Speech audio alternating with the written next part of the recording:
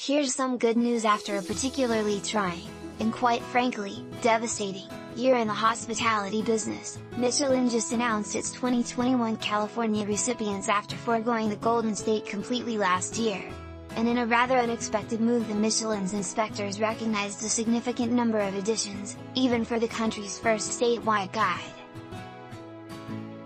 There are 27 in total, 5 new restaurants in the 2-star category, while a staggering 22 made it to the 1-star rankings, many of which were promoted from the new Discovery and Plate Award distinctions. Meanwhile, the 3-star category restaurants have all retained their stars. Addison in San Diego, Birdsong in San Francisco, Hayato in Los Angeles, Mélisse in Santa Monica, and Harbor House in Mendocino County are the new 2-star recipients of the year. And rightly so. Guests flock to Chef Matthew Kammerer's Harbor House, whose fare boasts quality ingredients that are either foraged or from ultra-local suppliers. Chef Kammerer's whole operation ultimately benefits the community at large. So there's certainly much to celebrate. In the past 18 months, restaurants of all kinds, family-owned, investor-backed, and whatnot, had to face nearly insurmountable ordeals they never thought they'd have to deal with.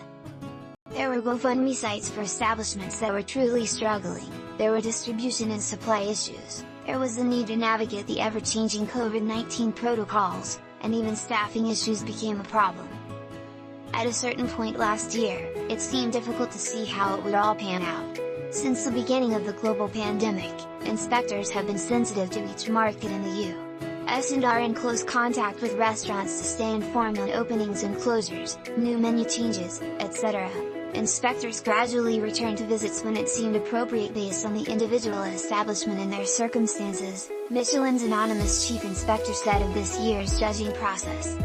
The pandemic has impacted each of us as former employees of the hotel and restaurant industry, of which we still feel part of. We approach this selection with every intent to show appreciation and recognition for all the work that's being done during this time. For most chefs, cooking is an art. If chefs are unable to host diners at their restaurants, they find another way to express their creativity. Restaurants are still opening, and there are new establishments to be discovered.